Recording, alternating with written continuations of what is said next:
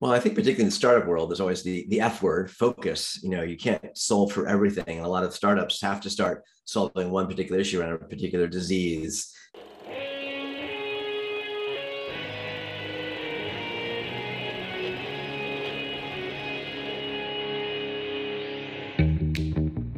Welcome to Back to the Future podcast. My name is Victor Sadia, and I talk with brilliant minds and hearts of people who want to uproot and transform the current health and wellness paradigm.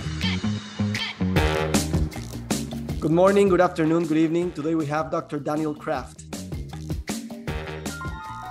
Daniel Kraft is a Stanford and Harvard-trained physician, scientist, inventor, entrepreneur, and innovator, and is serving as the chair of the XPRIZE Pandemic and Health Alliance Task Force. He has served as faculty chair for medicine at Singularity University, where he is the founder and chair of Exponential Medicine. He has multiple scientific publications, founded Digital.Health, and advises several health-related startups. Why did you study for pediatrician? Well, when I was in medical school at Stanford, I couldn't decide what I was going to go into. I liked everything. When you're a medical student, you get to spend a month usually doing pediatrics, internal medicine, surgery, psychiatry, etc. And it's fun to do anything for a month. It's harder to decide what you want to do for a longer term career. So I liked emergency medicine. I started to apply for residencies in emergency medicine, in surgery, because I thought I might be a pediatric surgeon. Even thought about orthopedics for a little while. But while I was actually in Costa Rica doing a summer program on tropical medicina tropical, and there's also tropical diseases in Costa Rica. I met a physician named Tim Ferriss, not the Tim Ferriss from 4 Hour Workweek, but Tim Ferriss, who was a resident at Mass General Hospital in his Med-Peds program, medicine and pediatrics. I'm like, wow, you can do both. So that opened my eyes to that possibility. So I ended up going to Mass General and doing what's called Med-Peds. It was a 4-year residency, and every 2 or 3 months, you'd switch between pediatrics and medicine, which was a bit a good change because you might be, tired of taking care of, sick 90-year-olds, and you switch to the neonatal intensive care unit the next week. So I also liked kids and adults and couldn't pick just one. So, and I'm more a kid at heart. So that's how. So I guess you were a good student, very disciplined, long hours. Did that came from high school or just happened during med school? I don't know if discipline would ever be the word to describe me, but I went to Brown University as an undergraduate, which is a great place to be an undergrad. Number one, it gives you a little flexibility, including what's called the new curriculum, which isn't so new anymore, which gives you the opportunity to take some classes pass-fail. And so the one key class I took pass-fail was not organic chemistry, which I got an A in, was calculus, because I never felt like a great math person. So I had to take calculus, even though I had it in high school. And I took that pass-fail, which made it much less stressful, because I might have gotten a C or maybe a B, but it helped my GPA. But yes, I think I was, relatively disciplined. I made sure I studied for the MCATs. I worked in labs at the NIH and at Brown University. I followed my passions. I was an EMT, a paramedic, a kind of early version of paramedic, which we had at Brown, the first student-run ambulance service. So that gave me a good opportunity to sort of feel out the side of clinical work and being in hospitals and outpatient and taking care of patients. At the same time, I had a research interest, which I actually started back in high school at the National Institutes of Health, because I could bike there from Silver Spring, Maryland. So I had to kind of combine those interests. So yes, you have to be a little disciplined and do reasonably well, but I was definitely not getting all straight A's, and I definitely was also spending time doing other things, learned to fly. I was the student conductor of the Brown Band. I was in a code fraternity, other fun things that were important for being an undergraduate and hopefully extending your breadth to make you a better physician and human later. They say that if you only know medicine, you don't know medicine.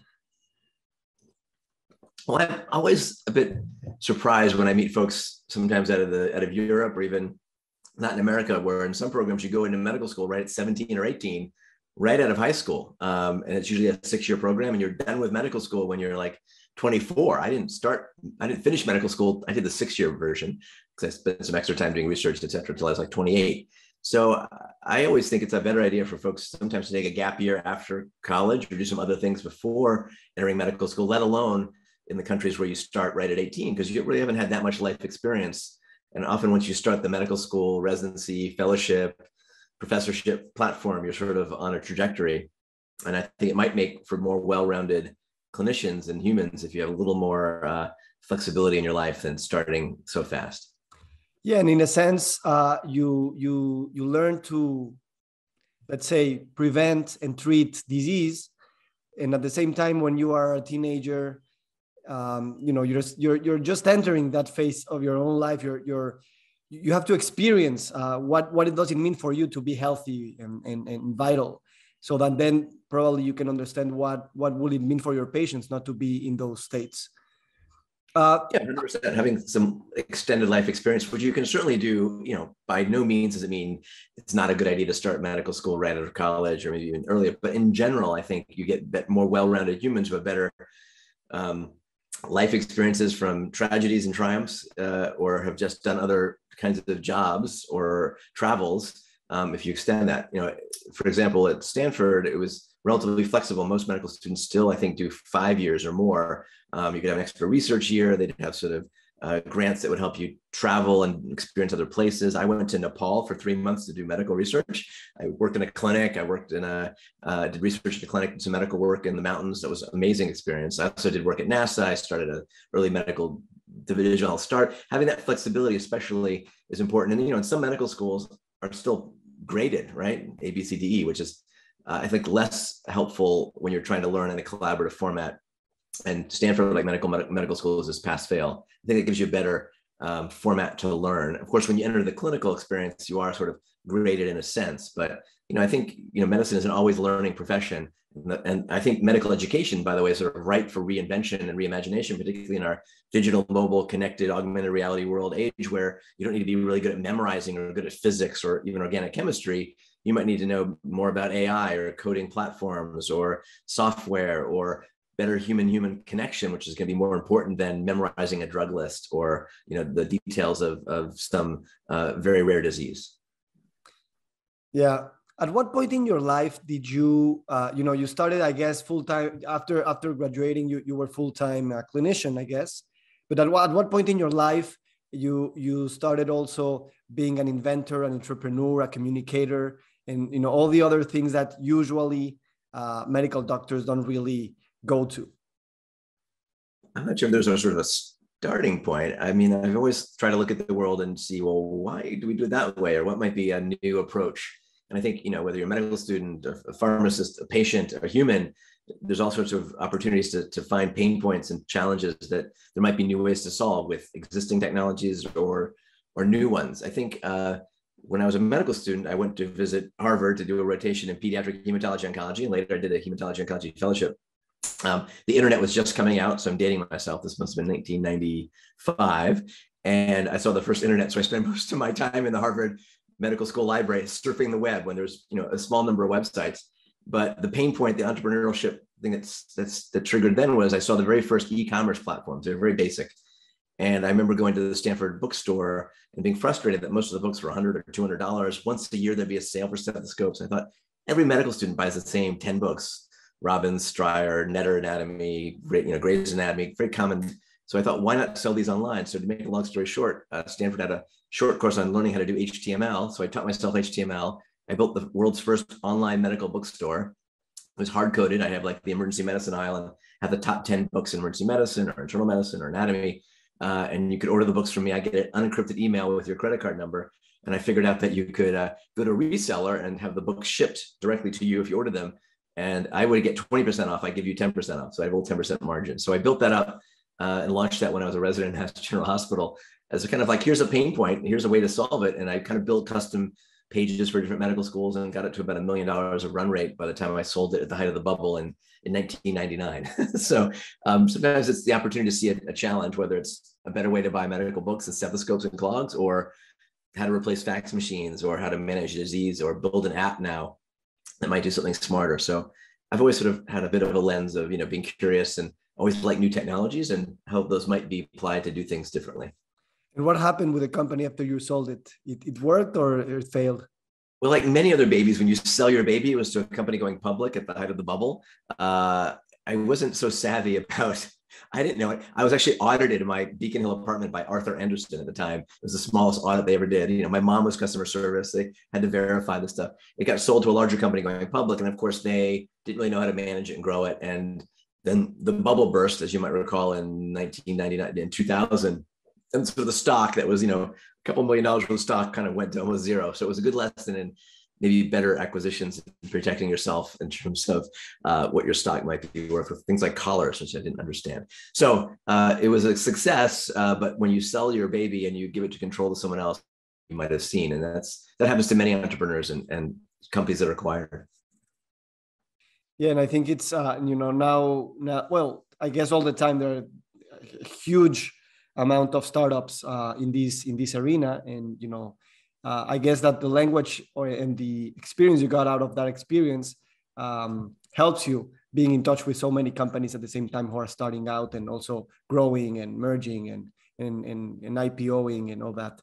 Well, I think part of the experience, just to put it in a nutshell, whether you're a doctor, a nurse, a patient, an IT person, anybody, you can find a problem today. And even now, it's much easier to solve it. You can now press a button and build an online store, right? At the time, I had to hard code it and figure out how to do the credit card stuff. And it was very manual, but I knew the problem very well. I was the medical student who was frustrated by the high price of books. I knew what books we would buy. I was contacted by friends at other medical schools and you get their personal lists of what they were reading. So, I think the best entrepreneurs are embedded in the problem space. In many cases in healthcare now, the best entrepreneurs are not doctors or biotech folks or medical devices. They're coming from ex-Google folks. A friend of mine I've gotten to know through the XPRIZE and running a rapid COVID testing XPRIZE was the founder of Grail.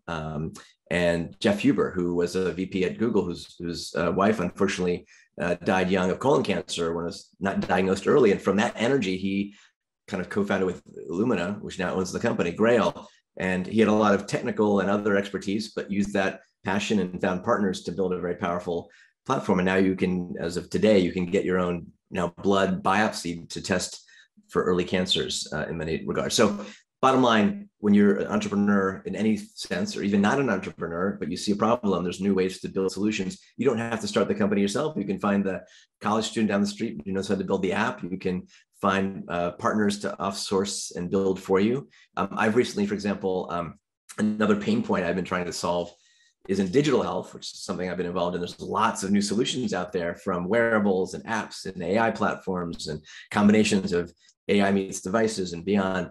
And there's just so much out there. I'm always surprised how many doctors and nurses don't know about the existing solutions. It might be the AliveCore EKG to manage AFib, or an app to help manage depression, or a platform for diabetes, et cetera. So I was lucky to get the domain Digital.Health, which is an easy to remember domain name.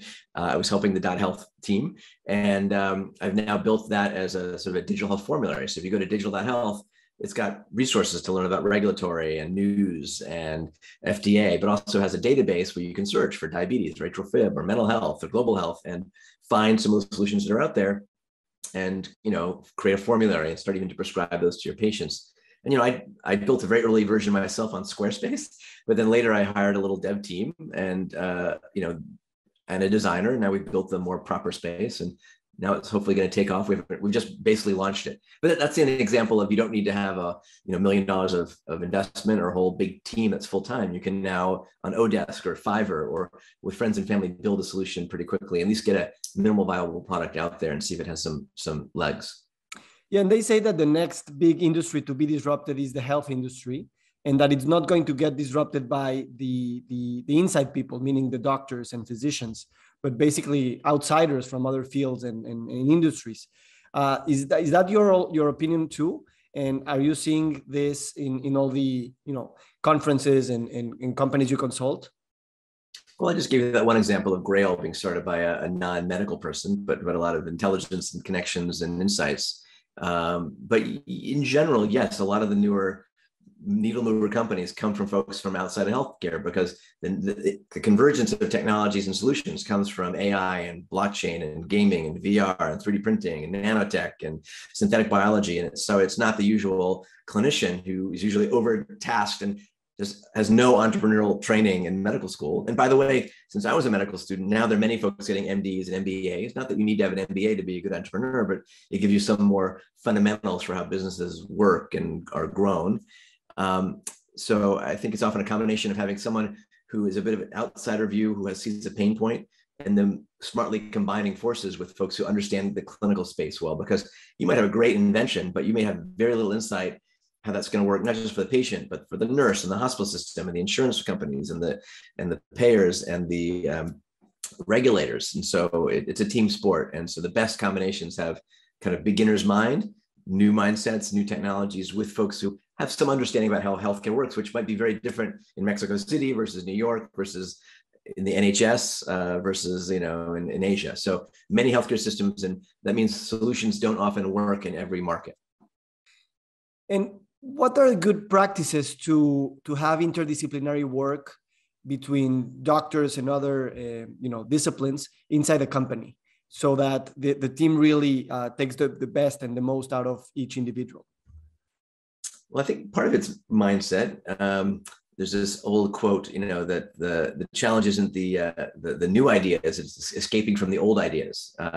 It's an old quote, and that often happens, especially in larger companies. They're a pharma company, they're a device company, or they're a software, and they sometimes have mindsets from the past. This is how it's been done, and they don't look for those outliers or those sometimes disruptive exponential technologies or companies that are going to come in and eat their lunch. And there's lots of famous examples. Blockbuster used to sell VHS and rents, videos, and CD-ROMs got busted by Netflix, which was riding the exponential. Or companies like Kodak, which went bankrupt the same year Instagram was built and sold for $1 billion. So I think I always use that quote, you want to be the disruptor, not the disruptee. You don't want to be the next Kodak. You want to be, Ubering yourself before you get Kodak. And Uber is a good example of a company that didn't invent GPS, online payments, online maps, taxis or limos. They simply connect the dots.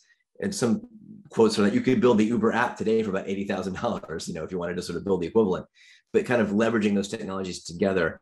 And that means companies, whether you're a small one or a big one, sort of need to look at who might be disrupting them, what technologies are here today, and where are they on the curve, and how might they leverage those to solve their own solutions or disrupt themselves and not wait for some, two kids in a garage to build the next disruptive element that might really eat your lunch or their lunch.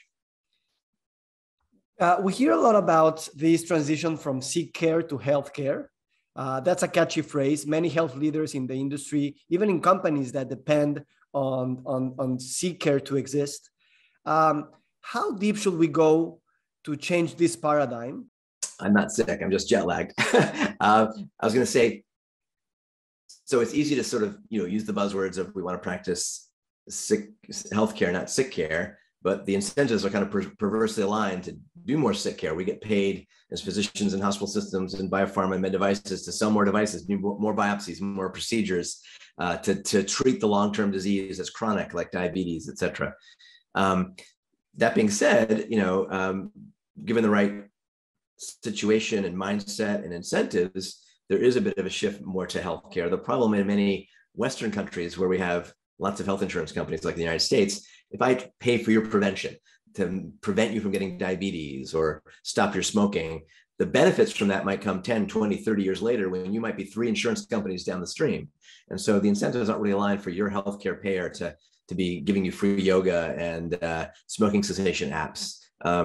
Though I think the realization is that all ships rise, that if we're doing that collaboratively, it's going to save costs for everybody downstream. And some of the bigger payers, whether it's Medicare or NHS or other, countrywide systems, are starting to pay for more prevention, even though that's still a difficult needle to move.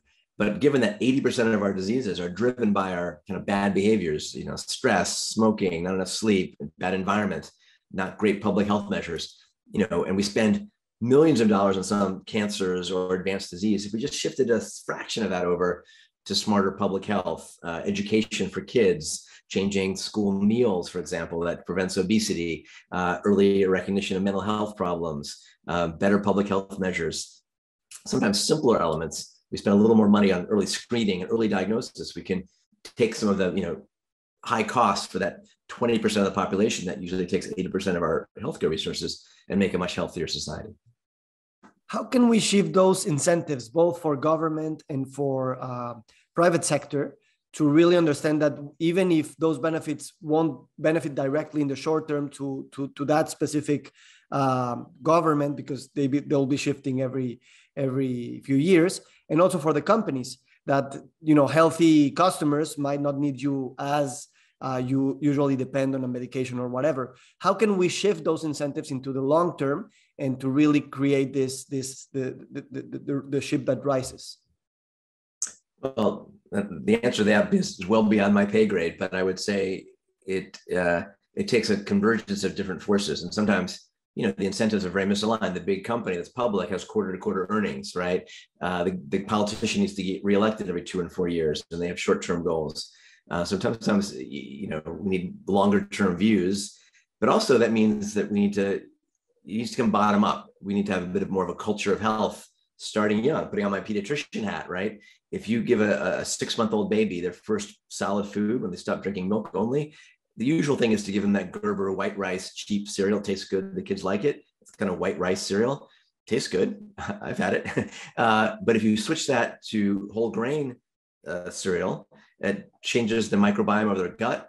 It changes the epigenetics, and the risk for obesity and diabetes downstream goes way down. Even if that whole grain cereal might be twice the price, it'll save 1,000-fold later when you're not managing all the complications of obesity, which we're seeing an epidemic of in kids, let alone in adults. So part of it may be educating, you know, from the kids to their parents, to the pediatricians, to the public health folks, to start to pay more attention to this culture of health and to identify many of the elements that contribute to bad health. And we're now in this, you know, era of wearables and otherables. We can now start to measure our behaviors in interesting ways, whether it's your steps or your sleep or your social contact. We can use hotspotting and maps and predictalytics to understand who's at risk for certain diseases. It could be based on their genetics, their digital exhaust. So we have a whole new lens to look at early prevention and optimizing health. And we're seeing lots of new platforms reward and be health and wellness and health span focused rather than just the sick care side of the equation, even though there's still more money, let's say, in the sick care side of the equation. Yeah, but it's getting, I guess, to a point where the system is broke in a sense. So now investing in prevention, it's really not only an equation of being morally compelled to work towards health, but also economically we need that money because it's not really paying out. So I guess there's another incentive that it's very in our face, no? Right? Well, we spend here in the United States, where I'm zooming in, 18+% of our GDP, and we are the most advanced healthcare systems in the world, but we are way down on the outcomes list in the United States. There are many parts of the world that spend way less. They might be socialized systems. You might wait longer to get your hip replacement, but overall, they contribute to overall better health, or they're more integrated, or they share data in better ways so you can get better insights. Some of the regulations that we have, in at least the United States, called HIPAA, Health Information Protection and Portability Act, actually make it very, very hard to share information, which ends up hindering the new lessons that we could be learning by crowdsourcing our knowledge about disease and prevention and wellness and aligning those incentives and giving people not sort of the next fad-based, approach to prevention or treatment or managing a problem, but things that are much more evidence-based and gleaned from knowledge of folks around the world. So, again, it's a systems problem, but there are many healthcare systems, and sometimes we can take examples from ones that work a bit better. Again, sometimes it's about culture. Sometimes it's about how sensitive you are to privacy data. Like I was just in Germany, they have GDPR and other things that makes it harder to share data. And I would argue, well, data is the new oil. We need to be smart about how we can share anonymous data to build better informatics stacks and digital twins, so that, whether it's the Victor twin or the Daniel twin, we can leverage that information to help us be smarter about improving our health span and screening or managing a population that might be under a certain subset or a signal. Another thing that I think it's helping a lot in building this culture of health is the understanding of the social determinants of health and disease. How are these being interpreted and talked about in the big companies or the small companies that are emerging, and how are they integrating this knowledge into either product development or at least building this ecosystem where we take care of the social determinants? Yeah, I mean, I think in the last 5-6 years, social determinants of health, SDOH, it's a bit of a buzzword as well, but at least it's now in the zeitgeist. If you go into a medical record on a patient, normally there's like one line for social, but in reality, we should know where you've lived, your zip code. If Victor, you spent, your first 10 years in Beijing, where there's lots of air pollution, maybe we should think about your pulmonary screening differently. If you grew up in a high lead environment, or in a cold or hot, or just your environment and the social elements around you have a huge element to play. Or what traumas you might have as a child, something as common as your parents getting divorced to something far worse. Those have huge impacts downstream. So I think there's now this understanding that the social elements play a huge role. We've seen through the lens of our horrible COVID pandemic that the big disparities, particularly in African-American and Hispanic populations, those populations in the US started with worse socioeconomic and health starting points, but had much higher rates of mortality and morbidity. And so if we spend more time and attention to social determinants, that contributes to far more of the health impact than technology would, like a CRISPR gene therapy or some fancy wearable. So it's important to recognize those and to start being able to measure those and to educate our clinicians about how to understand someone in their social context. We talk a lot about precision personalized medicine, right drug, right dose, right time. But what about precision communication? It might be an app that might be tuned based on a patient's age, culture, language, and beyond. So we have a lot of solutions in the digital space, especially, that are kind of built for the San Francisco yuppie who drives a Tesla and has an Apple Watch, but may not work for a truck driver in Oklahoma or for someone in a small village in Rwanda. So lots of opportunity to understand social determinants and leverage those to again, be proactive, particularly on the health side. And that accounts for medical education, vaccines, water, food, and even what I like to call the digital determinants of health. Do you have access to a data plan on your smartphone? Do you have high-speed internet? Do your kids have access to, if they did go to Zoom school in the middle of a pandemic, do they have internet at all, et cetera? And 50% of the world population today still doesn't have regular internet access. That's changing rapidly. Platforms like SpaceX's platform for giving internet to Ukraine and other places is rolling out in the US and other realms. And there's a huge market that's going to open up as the rest of the world gets connected and digitized. And that has a role in social determinants as well. Yeah, I like that term, the digital determinants. One thing that worries me is that we usually believe that technology will be here to save us from ourselves all the time. And I'm very up for exponential technologies and all the things that you advocate for and show us how they're bringing a lot of benefits. But as we discussed before, it's always important to also think about what technology can and cannot do. And in health, I think this discussion is especially important because health is really interconnected, not only with physical health, but mental health, spiritual health, environmental health. And all those things might be disrupted by technology, but I'm not sure that technology will be the only way of creating the health. 100%. Technology is just a tool. And as technology gets more and more exponential, often our society, our policy, our bioethics, our regulators are behind the curve. It could be on AI or 3D printing. You can 3D print a gun today, or you can 3D print a medical device or a pill. AI can be used for good or for bad. Voice as a biomarker can pick up disease early, but might be used to spy on you in different ways or understand other metrics. Your genetics have a huge application for pharmacogenetics to personalizing cancer therapy. But if I steal your genome from your glass in front of me and sequence you, and you're running for office and you have a high risk of dementia or cancer, and I publicize that, what does that mean? So I think we need to be mindful of the power and the dark side and the positive side of all these. And so technology is a tool.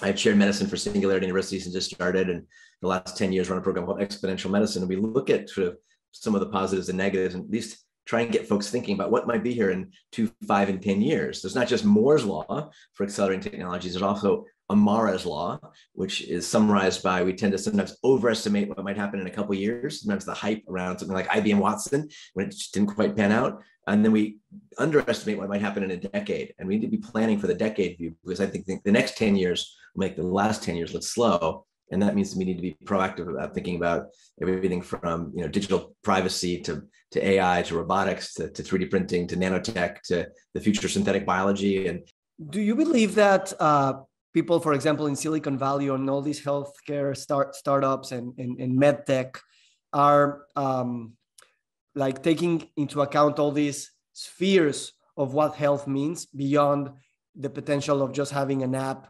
or a technological device that might help in a certain area of your life, meaning that health is really an holistic, an integration of different spheres in our life. Do you believe these folks are understanding health in that way, or they're just more like specific? Let's work on this, and then someone else will work on another thing. Well, I think particularly in the startup world, there's always the F word, focus. You can't solve for everything. And a lot of startups have to start solving one particular issue around a particular disease or a particular system. And the challenge then, you might have some amazing apps. If you go to Digital.Health and you look for solutions, you might find a whole bunch, from everything from migraines to pediatric solutions to cardiology to hypertension.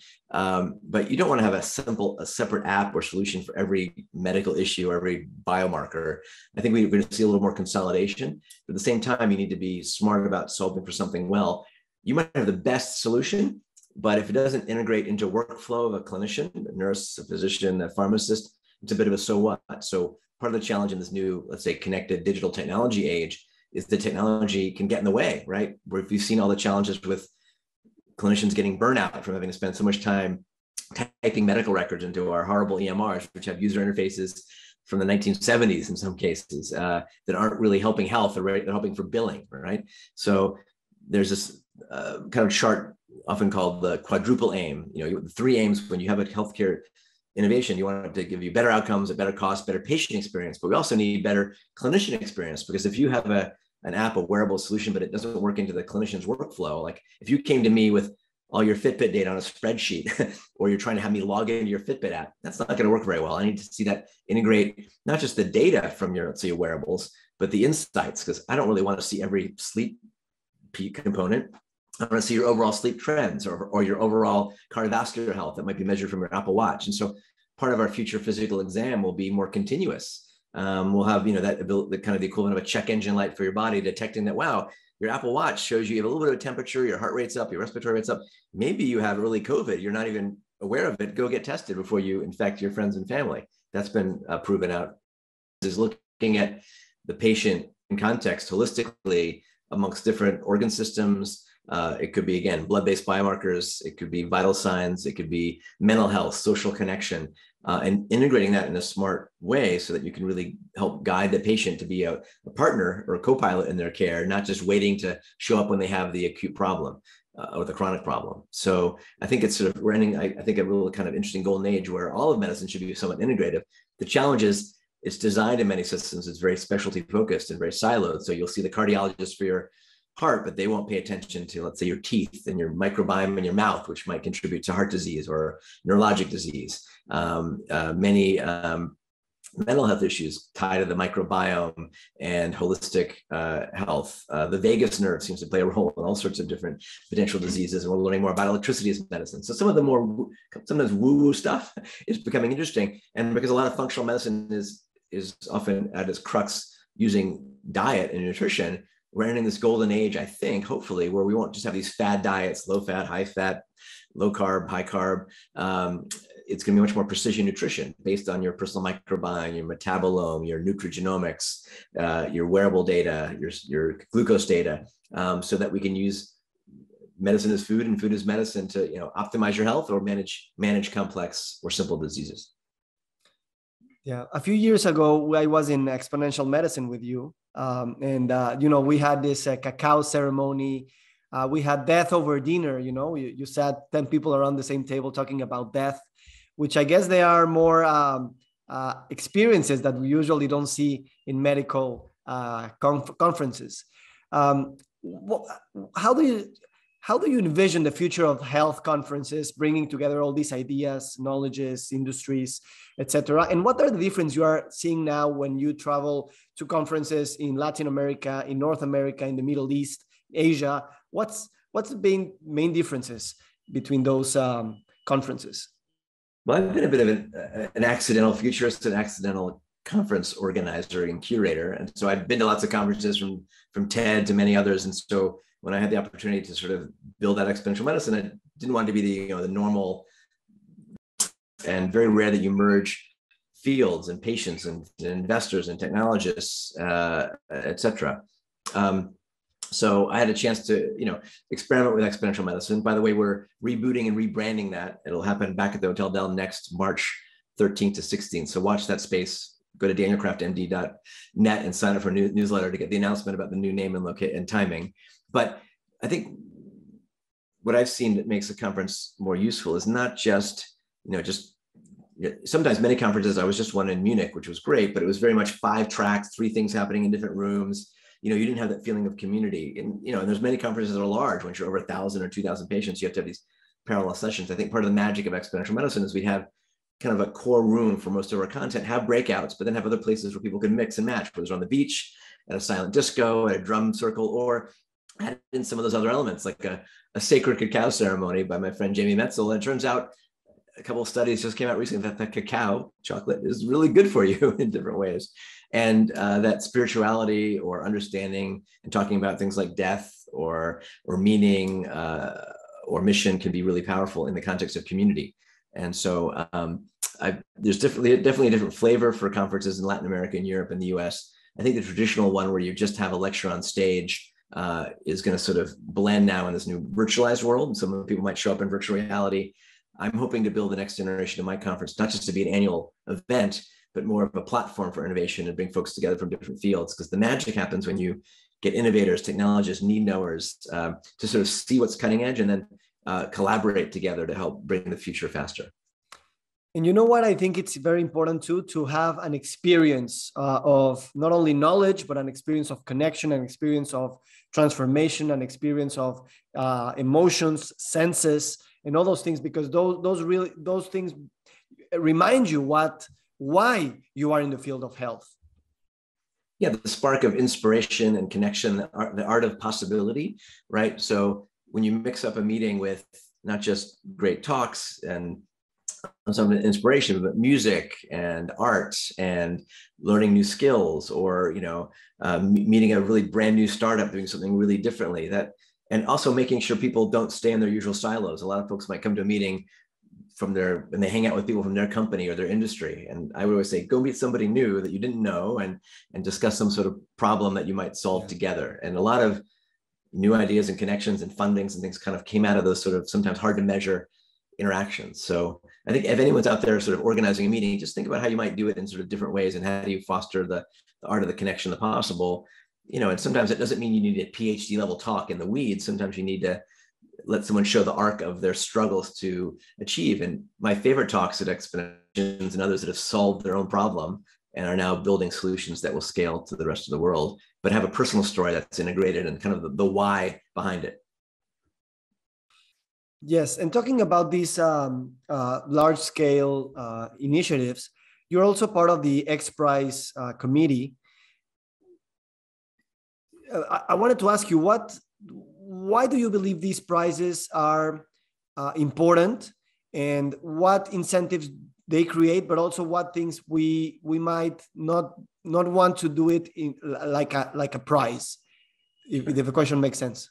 Right. So the XPRIZE was started almost 20 years ago by a physician, Peter Diamandis. The first prize was the Ansari XPRIZE, to get a rocket to space twice in a couple of weeks with more than 2 people. The first time you could get to space without being a government agency like NASA or ESA. And that was, again, a prize that was modeled initially after Lindbergh, who crossed the Atlantic to win a prize. And that opened up intercontinental transatlantic travel, right? And just like the Ansari XPRIZE then opened up private space. And now you have Blue Origin and SpaceX and others that arguably kind of came out of that early prize idea, the fact that others could go to space. And so I've been involved with XPRIZE as an advisor for, 12, 13 years. I helped come up with the XPRIZE for the medical tricorder, which instigated new ways to do diagnostics. During this pandemic, I've chaired the XPRIZE Pandemic and Health Alliance. We ran a $6 million XPRIZE for fast, frequent, cheap, and easy COVID testing. So we had 700 teams from 70 countries enter the competition, ended up some incredible new platforms and solutions to diagnose not just COVID, but other infectious and non-infectious diseases. So prize models have their special place. You want to have something audacious but achievable that isn't being addressed by the current market, right? That helps accelerate something faster that will meet an unmet need. And we're actually in the middle of visioneering new XPRIZes around health. It could be around digital twin or early detection of Alzheimer's or better ways to leverage data. But part of the magic of XPRIZE, particularly this XPRIZE Pandemic and Health Alliance, is bringing folks together from different fields again. We have 100 plus organizations, from the Intels and Microsofts and UCLAs and MITs to small startups and NGOs, to collaborate on pandemic related problems and health related problems and solve them in new ways. So XPRIZE is well beyond just prize models, but prizes can be powerful, particularly if you have a very specific element that when you put the right incentive out there, you get many more people and much more dollars in the prize purse going after it to solve for it, that can really, again, bring surprising innovation and surprising people into the mix that weren't addressing the problem in the past. Amazing. To begin wrapping up, I would like to ask a few questions more on the personal side. How is your own health, your own lifestyle changed over the past, say, 40 years? With 40 years? Or 4 years? 40 years. Like the understanding of your own health, and how do you live your daily basis in terms of that understanding of what health means for you? Well, given that I'm only 35, let's see, 40 years. Well, I don't think personal health was really in the zeitgeist much, even 10 years ago. I mean, the first Fitbit launched in 2009, right? And I've always been an early adapter. I got the first Fitbits to Singularity U. We got everyone 23andMe tested. So that's kind of the first time you could sort of start to touch your own health in a way. Something as simple as how many steps you took, right? And now I've got my normally have a Whoop on and my Amazon Halo and my Oura Ring and my Apple Watch and a few other things that the batteries aren't charged for. And so it's easy to become sometimes over-censored. But sometimes it's like the simple stuff, like, are you getting enough sleep and quality sleep? Are you been a slug at your desk all day? I have a standing desk. I'm on my standing desk. I don't have a treadmill. I should probably get a treadmill or walking treadmill. So I'm more mindful of my health, particularly as I get a little older. Longevity, all that crazy longevity stuff seemed kind of, and now as you get older, you pay a little more attention to that. I think, again, to practice what you preach, it's about being a little proactive, and it's sometimes the small stuff, 30 minutes of exercise 3 times a week, trying to do some mindfulness and meditation, whether that's closing your eyes in the forest or using an app, with your headphones in the library. I try and integrate some of those elements, certainly not perfectly. My best digital health tool is my connected scale. When I step on my scale, it shows me how many pounds or I went up or down that day or that week. And sometimes that small data can give you a bit of that nudge. So I think, health is personal. We all react to it differently. We sometimes come with different genes and risks. But I think the ability now to leverage not the data, but the insights. I don't want to see all my raw data about my sleep, but I get a sleep score. So when I'm jet lagged, but I can look at my sleep score from last night and I'd get some clue as I know when I had a bad night's sleep, but I might leverage that insight to go, I'm going to get to bed early tonight. I'm going to avoid coffee. Or I can see that when I have 2 glasses of red wine with dinner, my sleep is much worse. So small things like that can play a role, and particularly over longer periods of time, play a huge impact on your health. You're a father of young children. How do you talk to them about health, and what do you think they see about you regarding your own understanding of health, and how would you like that to evolve over the next few years? Great question. I've got a 6-year-old and 8-year-old sons and a 19-year-old daughter. For the 6 and 8-year-olds, we try and stress healthy eating, which is often always isn't easy. 2 of my 6 and 8-year-old very different eating styles, but one's a foodie and one loves sugar, right? Go figure. But to stress that food makes a big difference, sleep makes an important element. Some early sort of propaganda about how health is important. I have this cool augmented reality T-shirt that they both worn called Curiscope, a reality T-shirt, and you can show them sort of the inside of their body, kind of augmented reality, and they can see an animated version of hearts and lungs, and that can give them appreciation from how the heart works, how it's important to keep care of your lungs, how smoking is bad for you. So I think there's ways to integrate health education, not for just my kids, but all kids, because that, again, makes a huge difference downstream. So just like you want to teach kids about keeping the environment in a better state, keeping their own body's environment in better state, both mental and physical and socially is important. So try and instigate some of that at the young age, and hopefully stay on top of that. At the same point, I have friends of mine who are physicians and others, and they have, in some cases, kids that seem, same family, one's skinny, one has obesity, right? It might be tied to a mental health issue or anxiety, something that the COVID pandemic certainly hasn't helped. So you have to be very careful not to judge, and also to manage, particularly kids, in context with all the other pressures they might have, including the health of their brains. Are they spending too much time on iPads? And in our new digital connected age, what's the impact of that on our brains and our mental health, and even risk for long-term dementias when we're offsourcing our memory to our iPhone and our maps to Google Maps and Waze? At what age do you think it's good that they start measuring, all the things that you measure also about your lifestyle? And what are the important things that you think children must learn, either measuring with digital devices or just being aware of what's happening? Well, it's funny. My son Leo, when he was like 6 or 7, wanted an early version of Fitbit. So we wore that for a while and sort of tracked his steps. And it was a good way to make sure he went to sleep early. And he did that for a while. And just like lots of kids, he changed his focus to Minecraft and Lego. But that gave him at least a taste of seeing, the impact of measurement and how you feel after you have a good night's sleep or not. So I think, like all of these, it needs to be tailored to the individual, kind of back to that idea of precision digital health.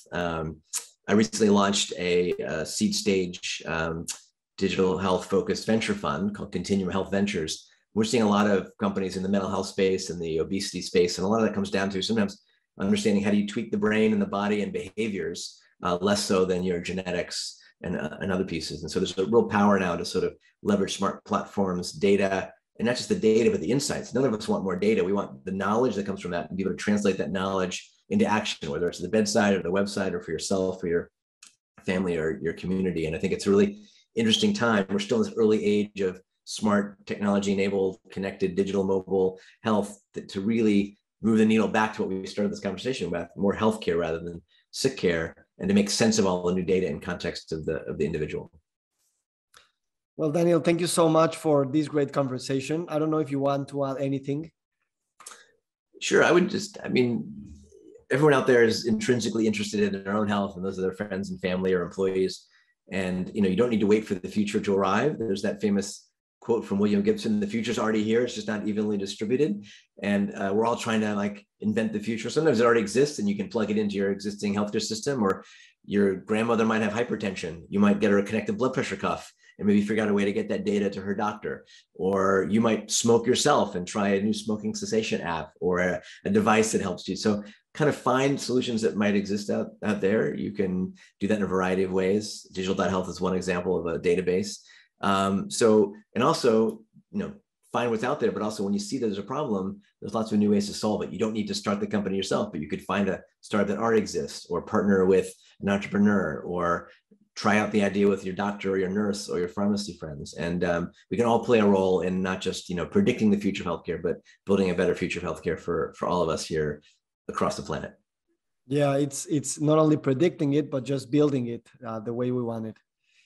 Thank you so much, but Daniel, building it in context, just like politics is local, health is local. What's going to work in Mexico City or Sao Paulo or New York or Rwanda is quite different. There is the power, I think, to connect the dots in this age where you can have an innovation that can spread more quickly and be personalized. But as you innovate, think about the local context and understand the problem from the areas, not just of the patient side again, but from the physician, the pharmacist, the payer, the regulator, all the P's, because that is necessary to kind of really take an idea, an insight, a solution, and get it to actual scalable impact. But it's a great time to be involved in healthcare in any realm, given the potential, so many challenges and pain points, and so many new opportunities as we enter this new COVID-induced health age, which is in some ways catalyzed new thinking and new mindsets and new folks interested in health and medicine, not just for public health, but across the healthcare continuum. Yes, thank you. Every time I hear you speak, you end up with a lot of ideas, plus you speak very quickly. So, in a single minute, you get a lot of stuff in there. And you always get this idea of, the future is bright, everything is moving there's a lot of ideas, we can catalyze a lot of cross-pollination. And that's really motivating because, health is a very important issue for all of us. And having a big picture is always a good way to move forward. So thank you so much for your generosity, my dear friend, Daniel Kraft. Thanks so much, Victor. Stay safe, stay healthy, and go create the future.